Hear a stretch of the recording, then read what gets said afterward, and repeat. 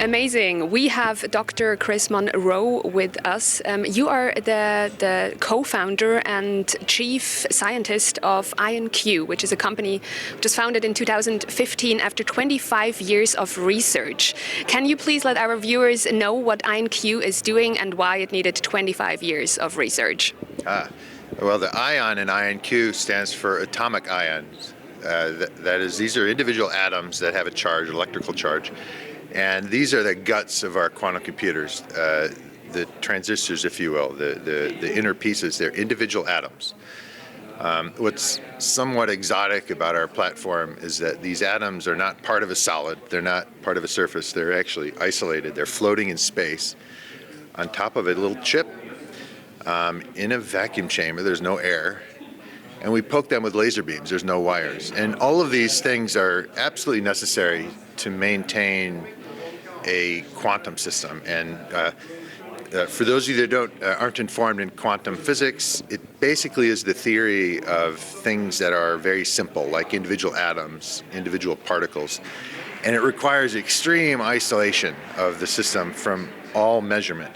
You've probably heard that when you look at a quantum system, it actually changes. It has some strange features about it. But these strange features are also what makes quantum computers very powerful. It allows us to compute many things in parallel with one device, as long as you don't look at it. So a good quantum computer is able to be very well isolated, but at the end of the day, we can then measure what's going on. And we use optics and lasers for all of this at IonQ. Why it took 25 years? Well, I'm happy to say that our technology has left the research laboratory, and we're now making real systems. And there's wonderful, I'm an atomic physicist by trade, and there's wonderful research on different types of qubits, the quantum bits that are the core of any quantum computer. The quantum bits at IonQ, we're sort of done with them. Now we're building on top of them. We're building software, we're building control systems, we're using these systems for applications that are used in the real world. So do I understand it right, that your main goal is to stabilize qubits so that they are a stable and robust way of having quantum information collected in them and not be, let's say, destroyed by their environment? And I think you're working with a ion trap thing. How do you trap ions? Okay, the trapping of individual atoms is actually kind of the easy part. It's been done for many, many decades. It has a history in this part of the world, actually, in Germany, Switzerland, and other places nearby. And we apply electric fields, sort of like a force field, for charges. And the atoms, if they're there, they just stay there. It's really that simple. And there's nothing really profound about that. So these things are called ion traps. And there's nothing quantum about an ion trap. The thing that is quantum are the atoms themselves. The structure around it is fairly routine. There's a lot of research in that, and now we're producing systems based on this. Uptown Basel, where we are now at the moment, has this connection to quantum computing, of course, as they have access to a quantum computer of IBM. How did the connection with IonQ was developed in the past? Well, I guess along a few fronts. One is that this area is very well known for their interesting applications needing computers to do very difficult problems, especially in the pharmaceutical sector and so forth. And at IonQ, we're very interested in application spaces. It's very early days in quantum computing, and those of us that build quantum computers, we must interact with those that need them and basically co-design the future quantum computer. The second reason I think there's great interest here is that our quantum computers are largely optical systems. I said there are no wires. In fact, a good quantum computer shouldn't have real wires because real wires are messy, they're complicated, they're dirty.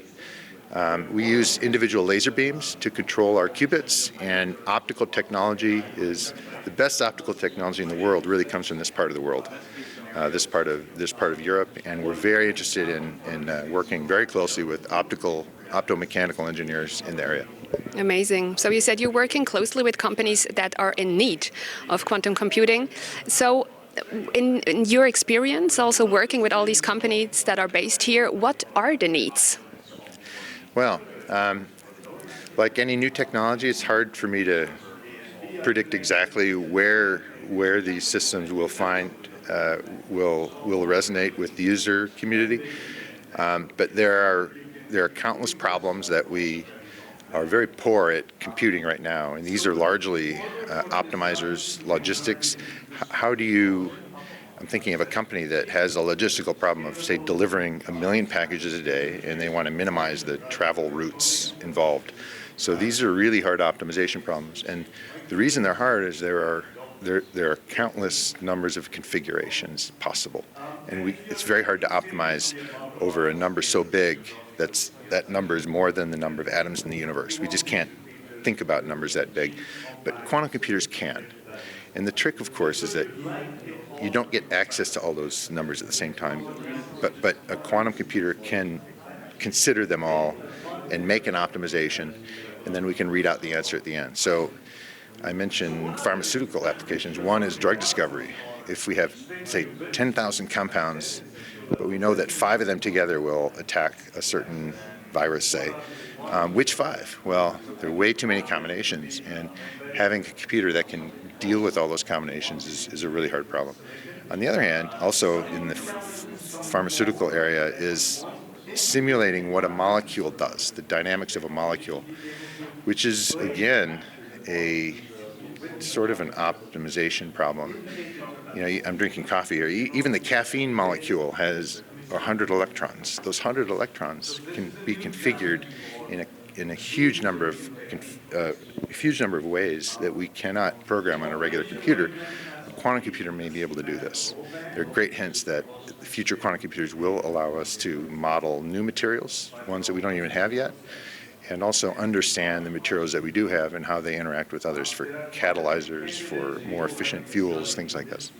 What is the biggest challenge that IonQ is facing at the moment? Well, one of them, I would say, is access to people, an engineering workforce. This is partly why we're very interested in this part of the world.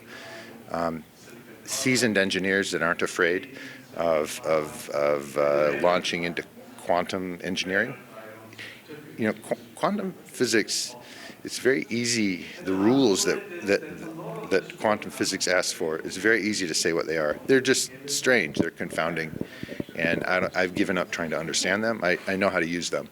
And this is something where engineers can come, and as long as they can take a little bit of a leap of faith that these rules, they're weird indeed, but that they actually work, we would love to get a much bigger and more capable workforce on the engineering side. This afternoon, you're also a speaker here at US-Switzerland Quantum Symposium. What can the viewers and the guests expect from your panel? I will certainly talk about our technology at IonQ, and the one unique thing about our technology is that, as I said earlier, it's left the research lab and we're in an engineering phase. We know how to scale these things because they're based on individual atoms. They're all the same. They're exactly the same. They're the same element, same isotope, so we don't have a manufacturing problem of our quantum system. It's more about the engineering, the controlling around it, and so I'll talk a little bit about that and some of the latest in the applications that we're running. Amazing. Dr. Chris Monroe, it was a pleasure to have you. Thank you.